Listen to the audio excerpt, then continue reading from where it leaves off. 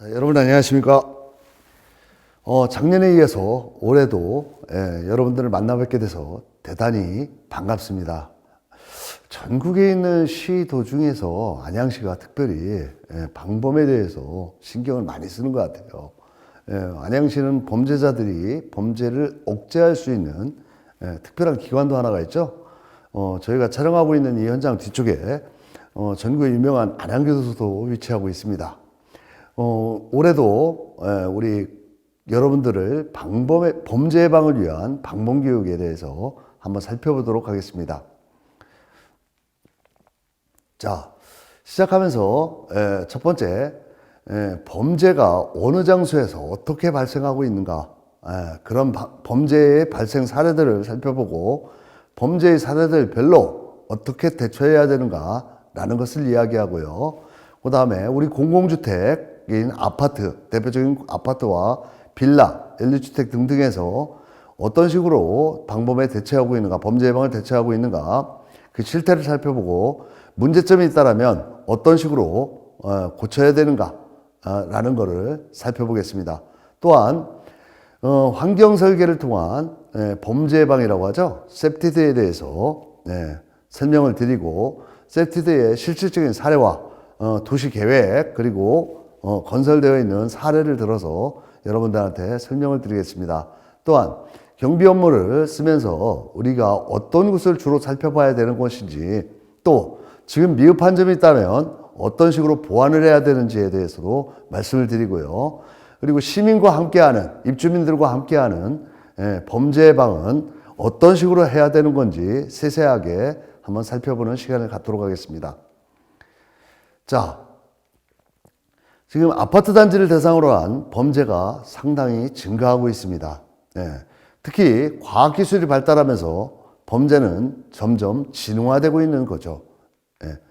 자, 자해방범시설이 다소 미비하고 공동주택의 특성상 이외로 많은 취약점들이 있다는 게 공공주택의 특징입니다. 쉽게 범죄에 노출될 수 있다는 것이죠. 많은 사람들이 거주함으로 인해서 입주민들과 방문객들이 뒤섞이게 되고, 그래서 누가 입주민이고 누가 방문객인지 잘 모르게 되는 그런 상황들도 있다는 것입니다. 자, 경찰과 지역 주민들이 함께하는 공동체 치안이 필요하다고 느끼는데요. 즉, 시민과 함께하는 시민경찰제도가 필요하다고 느낍니다.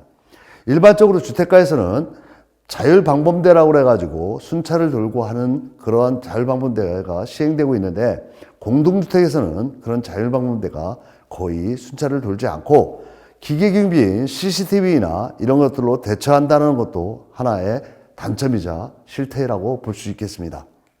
아파트 내에서 보통 발생하는 범죄의 대표적인 경우에는 현관문 파손 후 침입하는 경우입니다. 우리 다들 디지털 도어록을 설치하고 있는데요.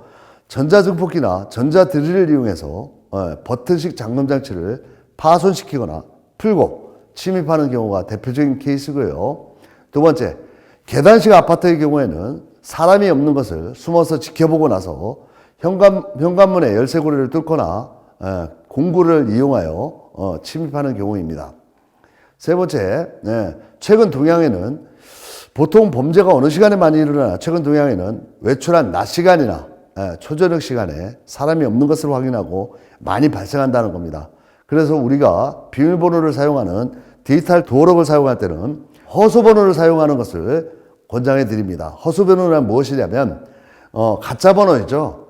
제가 설정한 비밀번호가 2580이라고 했을 때 1, 2, 3, 4, 5, 6, 7, 8, 9 해가지고 다른 번호를 막 누르다가 마지막에 4개의 번호 2580만 맞으면 문은 열린다는 것입니다. 그 허수번호를 사용해야 되는 이유는 첫 번째, 내가 지정한 비밀번호 4자리만 누를 경우에 그 번호가 지문에 의해서 달아가지고 쉽게 노출이 된다는 것입니다. 또 요새 과학기술이 너무 발달하다 보니까 거기에 대한 병폐로서 몰래카메라도 아주 최소화되고 벽에다 붙여놨을 때 우리가 시각으로 그걸 찾아내기가 굉장히 어렵다는 것입니다. 그래서 최대한 가리고 비밀번호를 누르는 게 좋을 것 같습니다. 자, 베란다를 이용한 침입 사례도 있는데요. 빗물이나 배수통, 도어 가스 배관 등을 타고 3층 이상 아파트에도 침입했던 사례들이 있습니다. 예. 특히 아파트 옥상에서 로프를 타고 내려와 베란다 창문으로 침입하는 경우가 있는데요. 아파트 같은 경우에는 옥상 문을 일반적으로 개방해 놓지를 않고 잠궈 놓고 있습니다. 그래서 비상시가 생기면, 사건 사고가 생기면, 화재라든지 지진이라든지 건물 붕괴가 생기면 옥상을 통해서 옆 라인으로 이동하게끔 되어 있는데요. 간혹 최신식 아파트가 아닌 구형 아파트에 아파트 옥상을 자물쇠로 잠궈 놓는 경우도 있습니다. 왜냐하면 그 아파트 옥상을 오픈을 해놨을 경우에, 개방을 해놨을 경우에 일부 청소년들이나 입주민들이 올라가서 흡연을 하거나 물건을 던지는 사례들이 있기 때문인데요. 그 오픈이 되어 있을 경우에 올라가서 그곳에서 로프를 타고 내려가서 15층, 14층 등의 창문을 통해서 침입하고 절도를 하거나 하는 행위들이 빈번하게 발생했다는 것입니다. CCTV가 없는 복도식 아파트인 경우에는 보통 계단으로 출입해서 범행을 저지르기도 합니다. 아파트 입구에 들어가는 곳과 엘리베이터에는 CCTV가 장착되어 있지만 복도에는 장착이 되어 있지 않기 때문에 보통 복도를 통해서 들어가서 많은 범죄를 저지르기 때문에 복도에도 CCTV를 설치하는 것도 권장해 드리고 싶습니다. 또한 방범창을 통해서 침입하는 사례 등도 종종 있는데요. 복도식 아파트의 경우에는 노후된 방범창을 절단하거나 뜯어내고 침입하는 경우입니다. 그래서 방범창에 특별히 안쪽으로 해가지고 설치해 놓고 그 안에 창문에도 시건장치를 해놓는 게 굉장히 중요하다고 하겠습니다. 간혹 방범창을 바깥으로 해놓고 안에 창문에 시건장치를 해놨을 경우에 이 바깥으로 설치되어 있는 방범창을 쉽게 뜯어내는 경우가 있기 때문에 창문 안쪽에다가 방범창을 설치하는 게 가장 좋은 방법이라고 할 수 있겠습니다. 또한 주방 또는 욕실에 시건장치 되지 않은 작은 창문을 통해 침입하는 경우가 있는데요. 사람의 머리가 들어갈 정도의 공간이 있다라면 사람의 몸은 통과한다고 합니다. 그래서 시건장치를 별도로 장치를 해놓거나 아니면 거기에 경보를 울려주는 장치 같은 것들을 하는 게 효율적이라고 하겠습니다. 주인 또는 타인을 기방하여 침입하는 경우도 있는데요. 우편배달부, 방문객, 택배원을 가장하거나 관리실, 경비원을 사칭하여 문을 열게 한 두 침입하는 경우도 종종 있고요. 열쇠 수리공에게 자기 집이라고 문을 열게 한 뒤 침입하는 경우가 있습니다.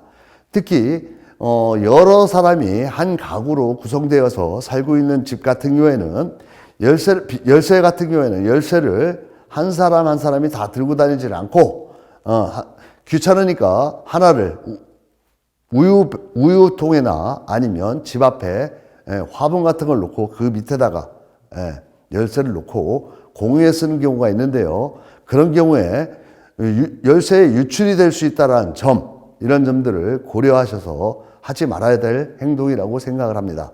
엘리베이터 내에서도 많이 범죄가 일어나는데요. 엘리베이터를 따라 들어가 동승한 여자를 위협하고 강취하거나 또는 동승한 어린이를 협박하여 집이나 옥상으로 유인하여 범죄를 저지르거나 하는 경우가 종종 있는데요.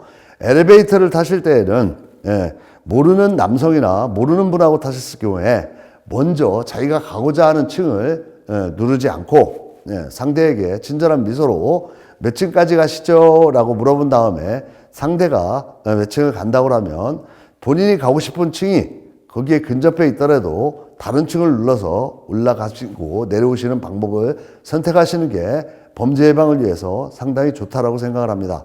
또한 지하 주차장 등에서 범죄들이 많이 발생하는데요.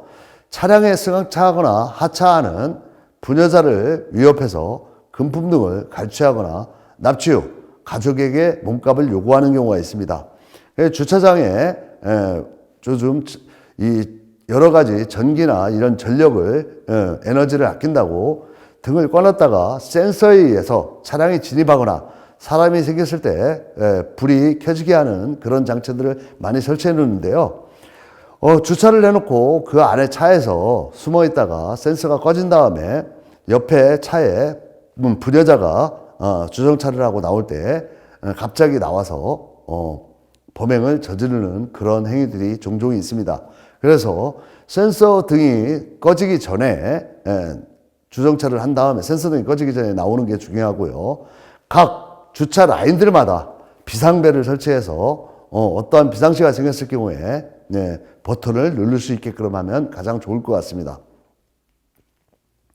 자, CCTV 미설치 및 고장난 장소들만 골라 차량 내 내비게이션을 절도하는 사례들이 있었습니다.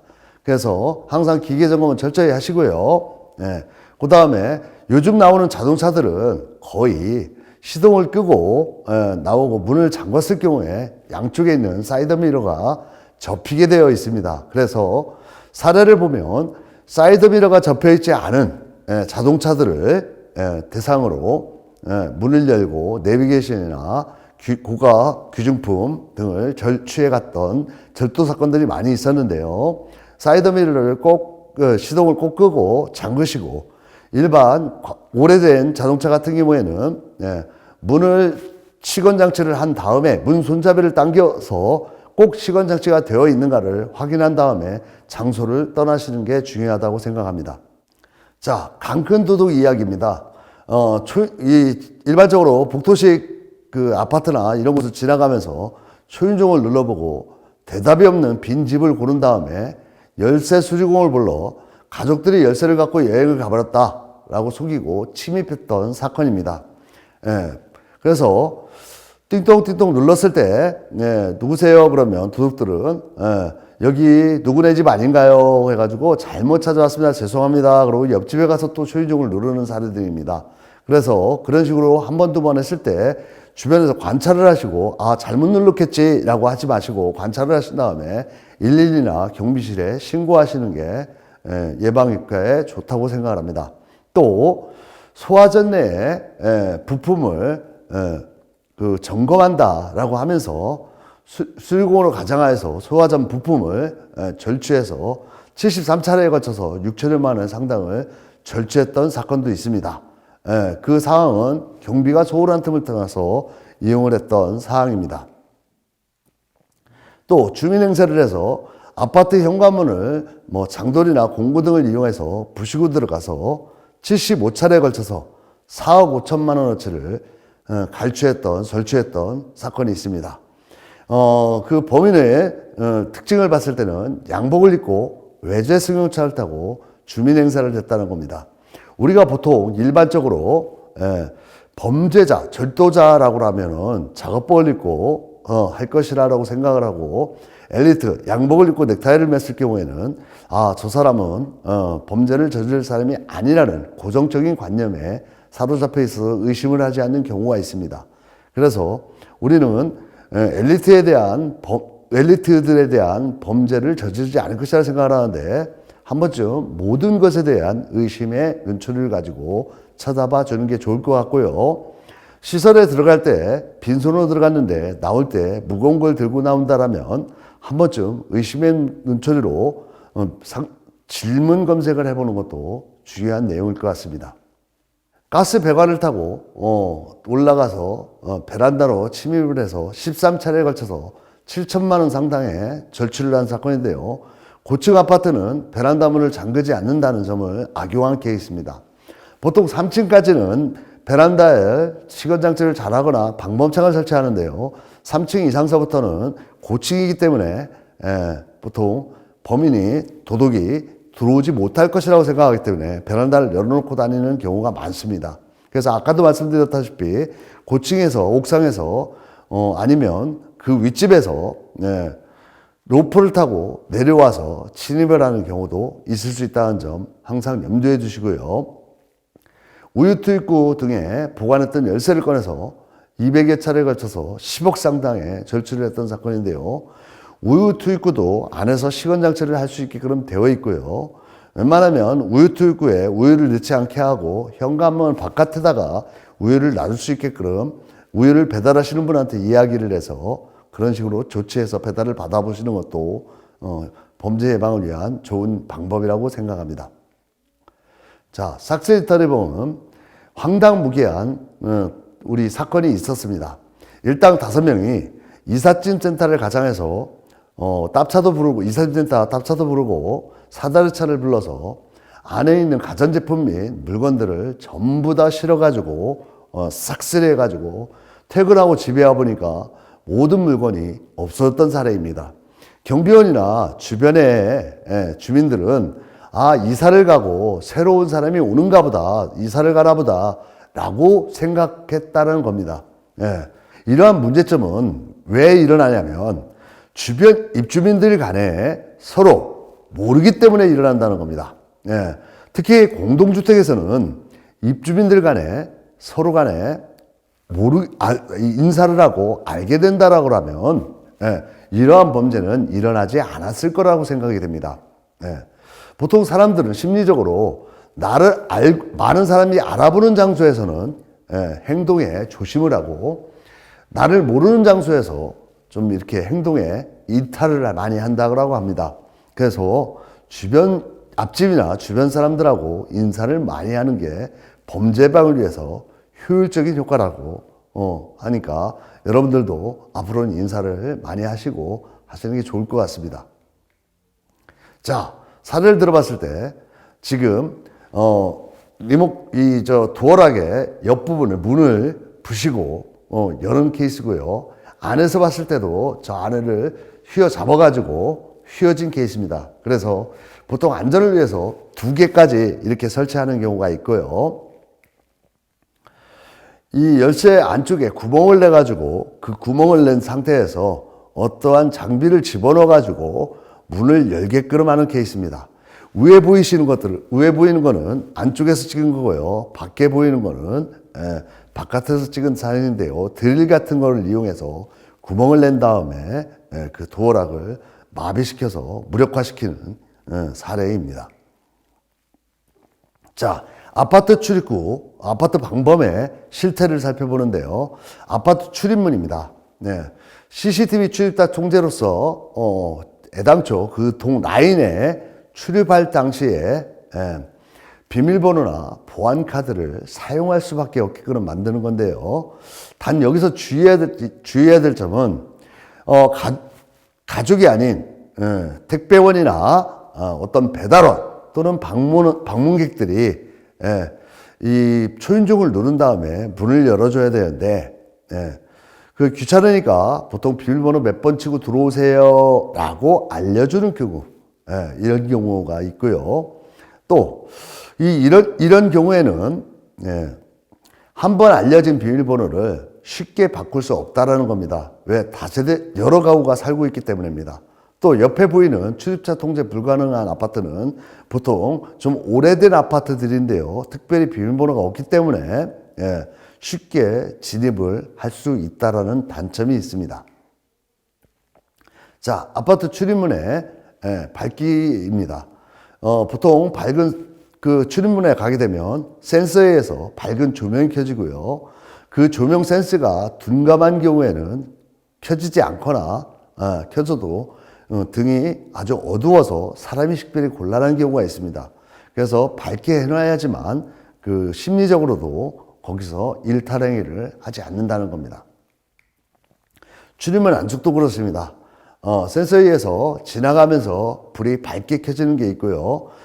자동식인데 그 등이 엘리베이터 앞에까지 도착해야지만 등이 켜지거나 하는 경우가 있기 때문에 입구서부터 등을 2-3개 놔가지고 밝음을 유지하는 게 좋을 것 같습니다.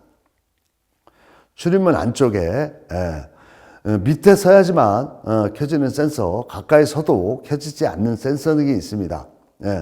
보통 CCTV가 엘리베이터 앞에 설치가 되어 있는데요.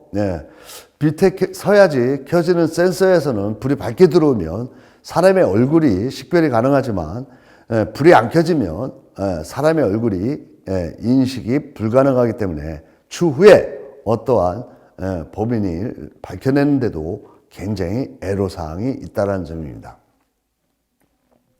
엘리베이터 입구를 다시 한번 봤을 때 이제 CCTV가 미설치된 곳이 있고요. CCTV가 설치되어 있는 곳도 있습니다.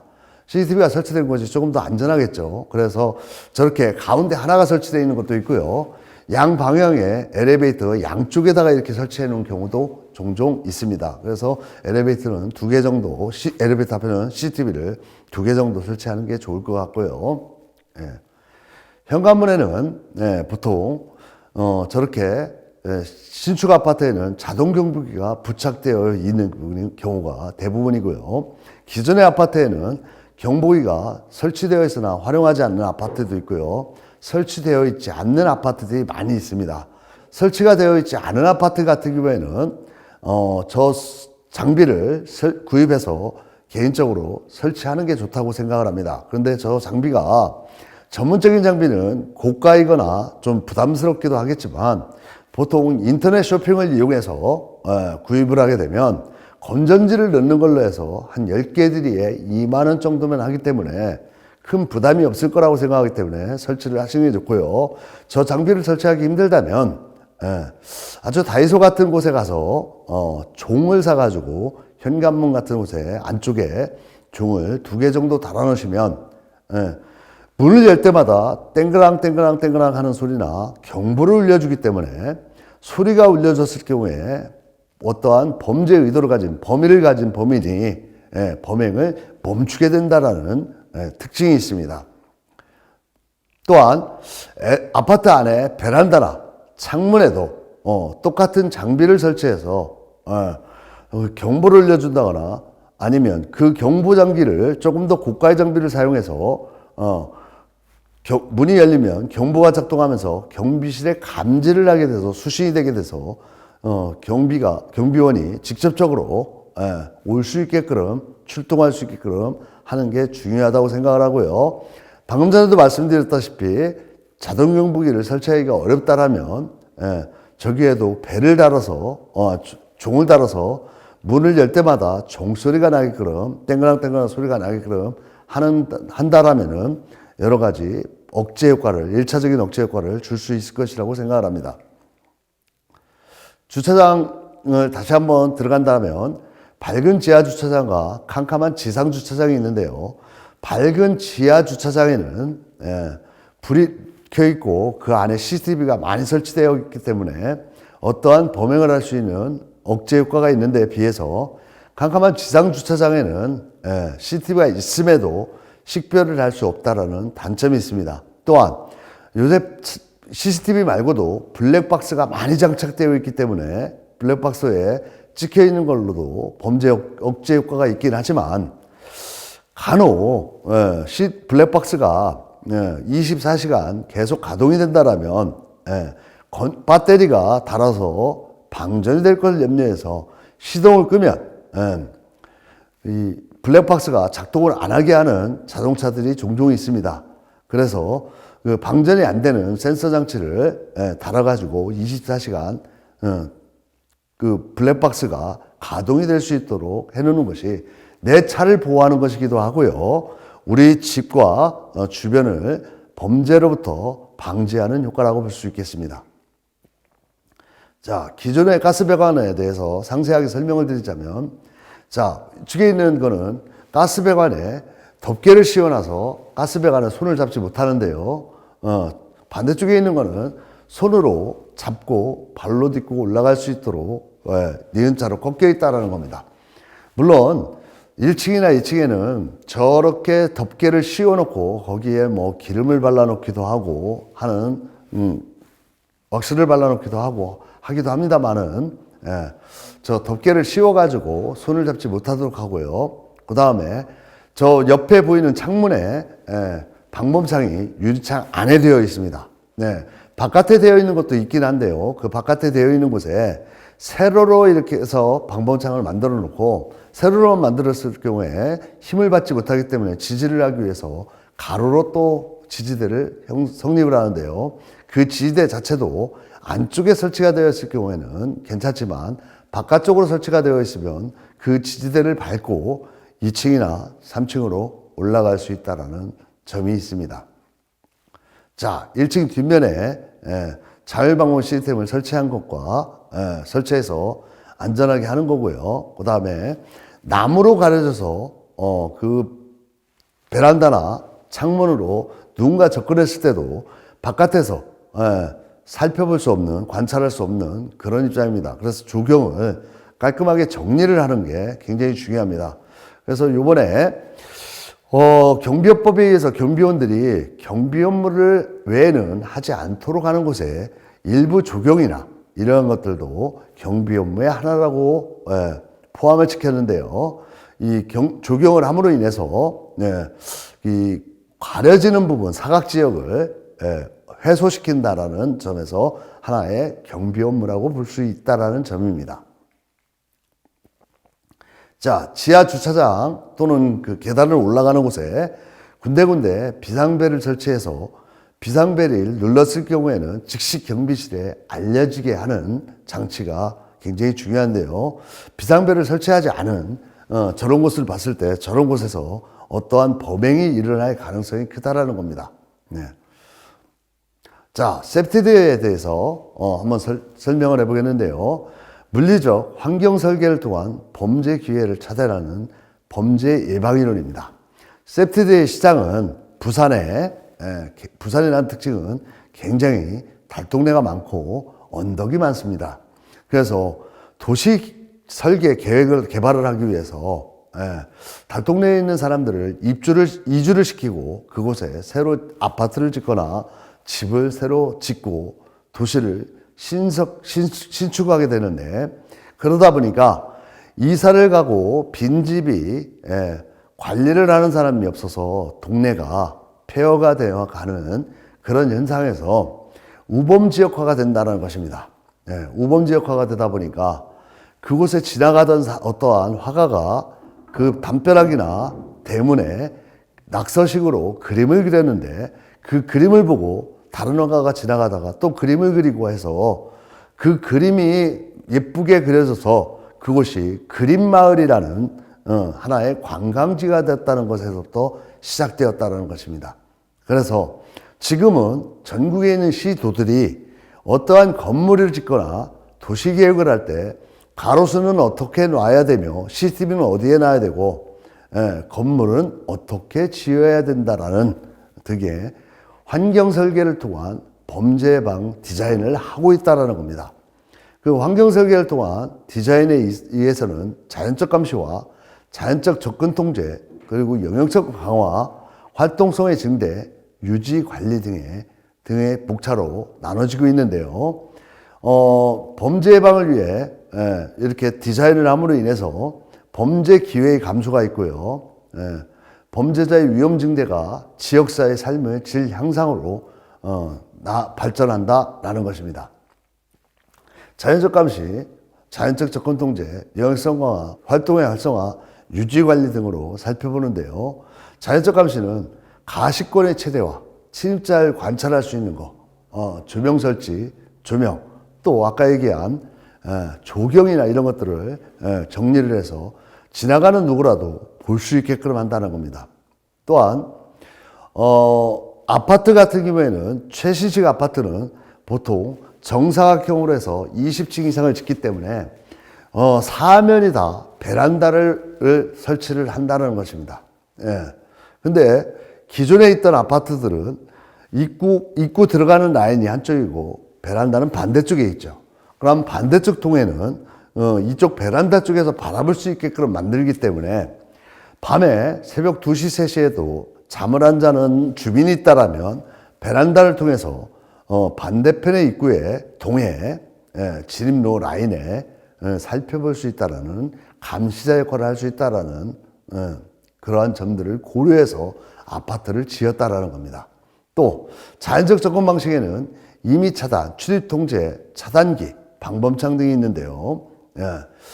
아파트 단지를 들어갈 때 당시에 아파트 단지에 방문객이나 입주민들을 등록을 하고 차단기를 설치함으로 해서 차단기를 통과할 때 당시에 CCTV에 찍히고 차단기가 있음으로 인해서 이 아파트는 쉽게 진입할 수 없는 곳이다라는 인식을 갖게 하는 것입니다.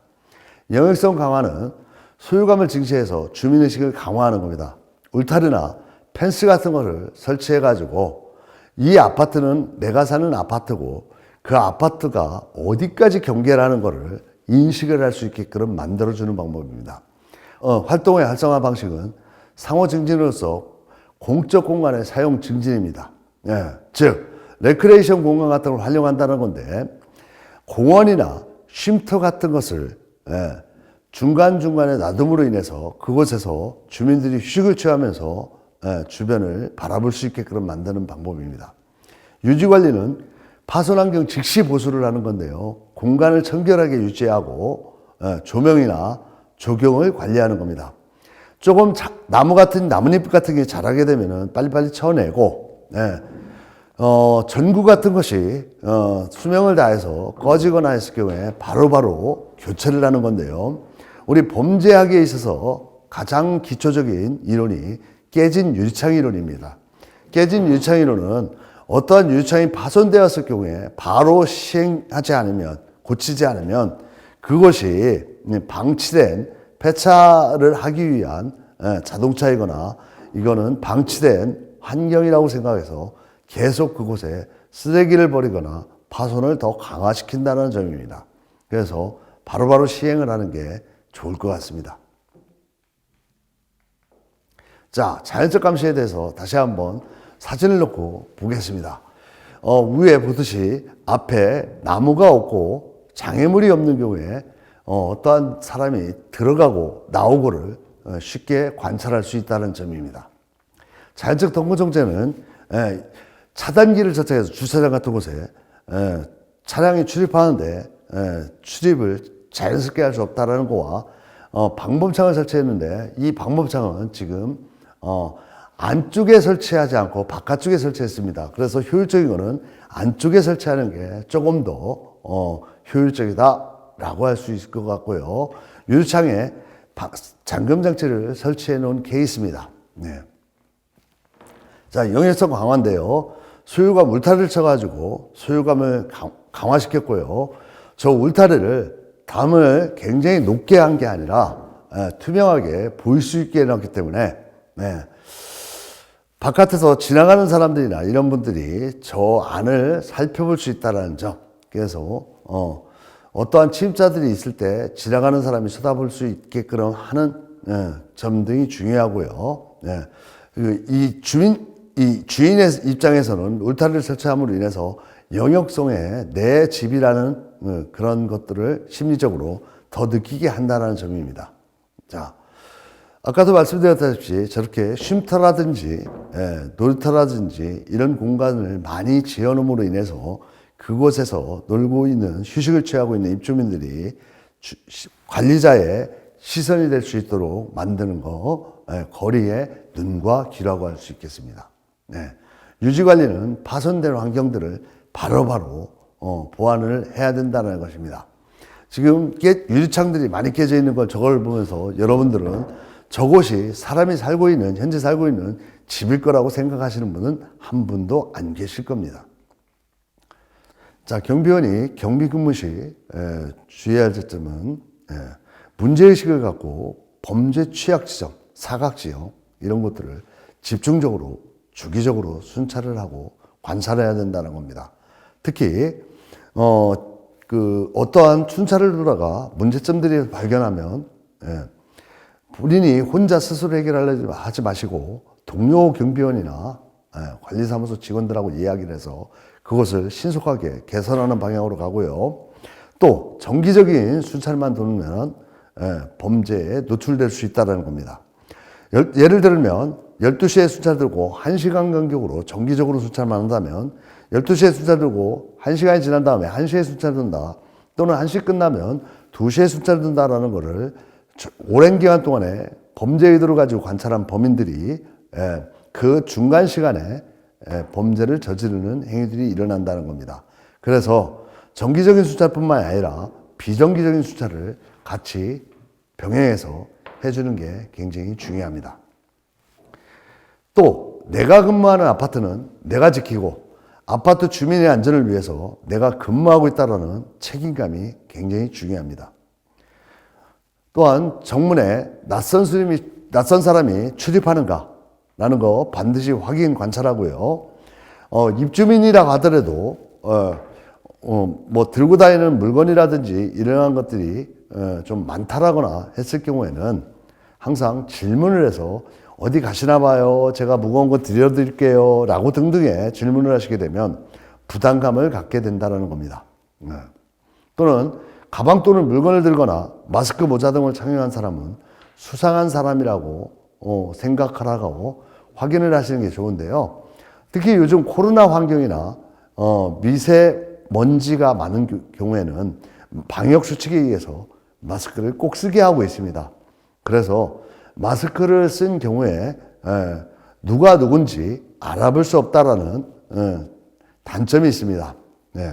좀 쉬어가는 코너로 마스크를 쓴 사람들이 마스크를 쓰게 됨으로 인해서 혜택을 보는 사람들이 있다라고 합니다. 어떤 사람들이 혜택을 볼까요? 단편적으로 딱 얘기를 했을 때 지명 수배자들이 잘 잡히지를 않는다고 합니다. 그래서 여러분들 마스크 쓴 사람들에 대해서는 꼭 한 번씩 더 질문 검색하고요. 주의 있게 관찰해 보는 것을 권해드리고 싶습니다. 또 순찰 시 방범시설이 미흡한 곳이나 어떠한 문제점이 생긴 곳은 관리소에서 꼭 알려서 즉각적으로 고칠 수 있도록 개선할 수 있도록 하시는 게 좋을 것 같습니다. 또 아파트 관리 주차장에 아파트 입주민일 때는 등록을 하고 유리창에다가 스티커를 붙이는데요. 스티커가 없는 차량들은 차량 번호를 적어놓고 기록해서 언제 나가고 언제 들어오는가를 주의 있게 관찰하시는 거 필요하다고 보겠습니다. 자, 경비원은 우리 단지의 가족입니다. 경비원들에 대한 입주민들의 갑질이 요 근래에 많이 생겨가지고 사회적 이슈가 됐었고 또 그 사회적 이슈에 의해서 경비원에게 경비 업무 외에는 못하게 하겠다라고 해서 경비업법 일부가 개정되었습니다. 대리운전시키거나 대리주차시키고 심지어는 입주민들이 물건 심부름을 시킨다거나 먼저 인사 안 한다고 막 하대를 하고 욕을 하는 경우, 폭행을 하는 경우들이 종종 있습니다. 우리 경비원들도 우리의 가족이고 우리의 아버지고 삼촌이고 라고 생각을 하시고 따뜻한 말 한마디로 응대해 주시는 게 좋을 듯 합니다. 자, 화물차에 물건을 싣고 가는 사람 확인하고요. 기록해 두시는 게 좋고요. 경비원들은 새벽 시간대 졸지 않도록 상호 교차 순찰해서 실시하는 게 좋습니다. 특히 밤 12시부터 새벽 5시까지 지하 주차장은 반드시 순찰하고 순찰할 때 당시에 자동차의 앞부분, 뒷부분뿐만이 아니라 자동차의 안에 누가 타고 있는가, 자동차 밑에 누가 있는가라는 것도 반드시 점검해 봐야 될 부분입니다. 근무시 경적, 손전등, 무전기, 경찰봉 등 방범 장구를 휴대해서 비상시에 활용하는 게 좋습니다. 자, 정리하자면 아파트 모든 출구에는 조명등을 아주 밝게 해서 범죄를 사전에 차단한다는 겁니다. 또 정문이나 아파트 입구, 지하 주차장 등에 CCTV를 추가적으로 설치하고 현관 특수키 추가 설치하고 범행을 포기시키는 경우입니다. 또한 범죄에 취약하고 사건 사고가 발생되거나 예측되거나 하는 경우에는 연락 방법이 있는 지하 주차장에 비상벨을 설치하고 하여서 지하에서 비상벨 소리가 울리거나 경비실에 연락되도록 설치를 해놓고 비상벨이 울릴 경우에는 굉장히 큰 소리를 울리게 만드는 겁니다. 자, 비밀번호, 보안카드 사용하고요. 출입하는 사람은 범죄자가 따라 들어오지 못하도록 특별히 주의하고 범죄자가 없거나 주변에 어떠한 사람들이 없다고 하더라도 최대한 몸으로 도어락키에 비밀번호 있는 곳을 가리고 비밀번호를 누르고 허수번호를 사용하며 최소한 한 달에 한 번씩은 비밀번호를 바꿔주는 게 좋습니다. 저 같은 경우에는 비밀번호를 너무 자주 바꾸다 보니까 가끔 바꾼 비밀번호를 제가 잊어버려서 헤맬 때도 있다라는 겁니다. 자, 아파트 단지를 서성거리거나 수상한 사람은 신체의 특징, 이번호, 차량 번호를 경비실에 즉시 신고를 하는 겁니다. 물론 경비원이 직접 출동을 해서 질문 검색을 하면서 어떻게 오셨습니까? 라고 물어봤을 때 몇 동에 왔습니다. 누구를 기다립니다. 라고 이야기를 할 수도 있는데요. 그러한 점들을 세세하게 특징들을 구체적으로 기록해 둔다는 겁니다. 또 검침원, 동직원, 경비원, 택배원, 관리사무소 직원 등이라고 거짓으로 속여 말하는 사람들이 있을 수 있다는 점 주의하시고요. 복도식 아파트는 복도 쪽에 방범 창사를 견고하게 부착하고 창살 안쪽에는 방범용 도난 경보기 별도로 설치하는 게 좋습니다. 또한 경비원 수가 적은 곳은 자율방범대나 봉사단체 합동순찰 같은 걸 도는 게 좋은데요. 아파트는 각 동마다 동대표가 있고 주민대표가 있기 때문에 주민대표가 반상회 같은 걸 하면서 이 자율방범대 같은 활동들을 한번 구성해 보는 것도 좋은 방법이라고 생각합니다. 또 부녀자, 어린이, 노약자들은 범죄 예방 교육을 생활화시키고 아무에게나 현관문을 열어주지 않도록 하고 검침원이나 택배원이다, 경비원이다, 관리사무소 직원이다 라고 할 경우에 현관문 안쪽에 있는 작은 구멍으로 바깥을 열어보게 하고 안에 도어락 시스템뿐만 아니라 체인식으로 되어 있는 거리를 한 상태에서 문을 조금 연 상태에서 상대방의 신분증 요구를 해서 신분증 확인을 하시는 게 좋을 것 같습니다. 우리나라 국민들은 상당히 착하다고 표현을 하는데요. 보통 여러분들이 가다가 불신 검문을 당했을 경우에 경찰관에 의해서 불신 검문을 당할 경우에 묻지도 따지도 않고 순수하게 바로 신속하게 신분증을 제시해 줍니다. 우리 미국 영화 같은 데 보면 경찰관이 불신 검문을 할 때 보통 안에서 또는 불신 검문을 당하는 사람이 경찰관의 신분증을 요구를 합니다.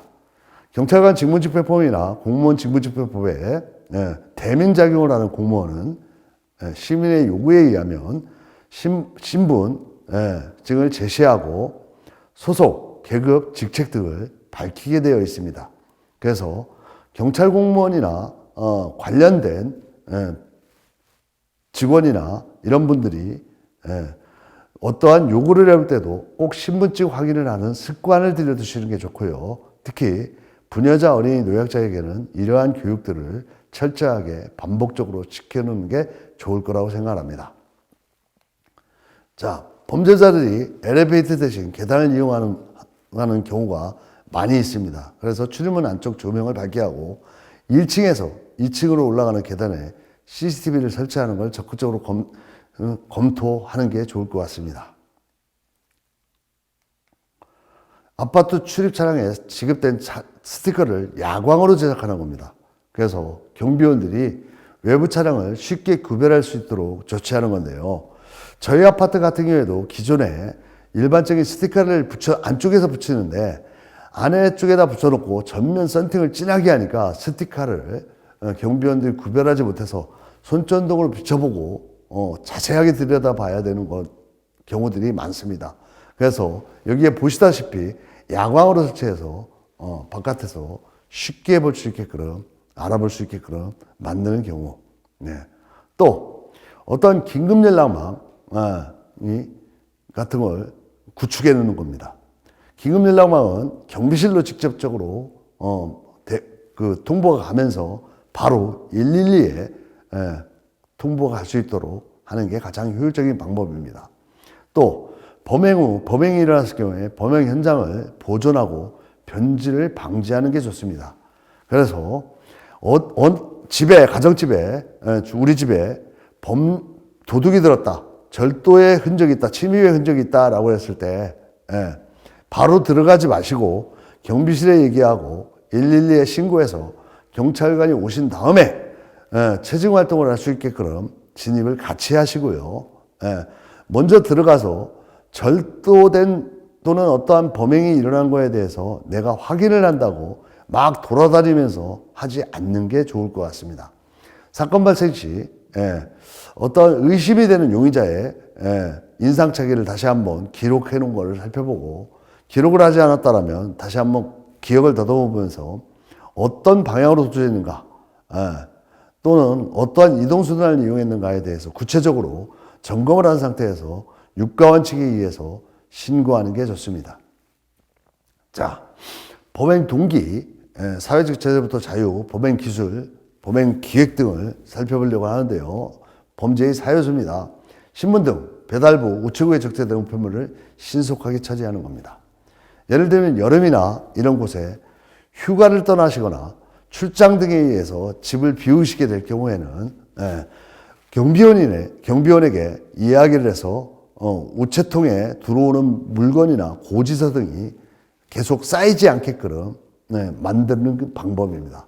범죄자들이 1층이나 우체통에 이렇게 지나와가지고 우체통에 가져가지 않은 고지서 같은 것들이 쌓여있거나 현관 앞에 배달문이나 신문 등 우유 등이 치워지지 않고 쌓여있다라면 며칠째 집을 비우고 있다는 걸 유추해낼 수 있다는 겁니다. 또한 개인정보 등을 유출을 굉장히 주의해 주시는 건데요. 페이스북, 인스타그램, 카카오 스토리 같은 SNS를 할 때 사진 속에 셀카를 찍거나 사진 속에 찍을 때 아파트 단지나 이런 것들을 찍혀서 보는 상대가 유추해낼 수 있게끔 하는 것 등, 또는 언제부터 언제까지 나는 휴가를 간다, 어디를 갔다 온다라는 걸 올릴 때에는 갔다 오신 이후에 올리는 게 좋다라고 보십니다. 가서 찍어서 실시간을 올릴 경우에 집이 비어있구나 라는 거를 유추해낸다는 거고요. 나는 SNS에 친구들은 다 믿을만해 라고 생각을 하지만 SNS의 특징은 내가 친구가 되어 있는 친구의 친구도 그 내 정보를 볼 수 있다는 점 등을 항상 고려해 두셔야 될 것 같습니다. 또한 자녀나 어린 자녀나 노약자들은 위치 확인 어플리케이션을 미리 깔아놓고 휴대폰을 위치 확인을 할 수 있게끔 해서 범죄 예방을 막는 경우입니다. 또 미성년 어린이들 같은 경우에는 미리 사전에 지문이나 유전자 등록을 경찰청에다가 해놓는다면 쉽게 어떠한 사건, 사고가 생겼을 때 찾을 수가 있을 것이라는 제도가 있다는 것입니다. 자, 안전이 보장되지 않는 곳에 가는 모험은 금물입니다.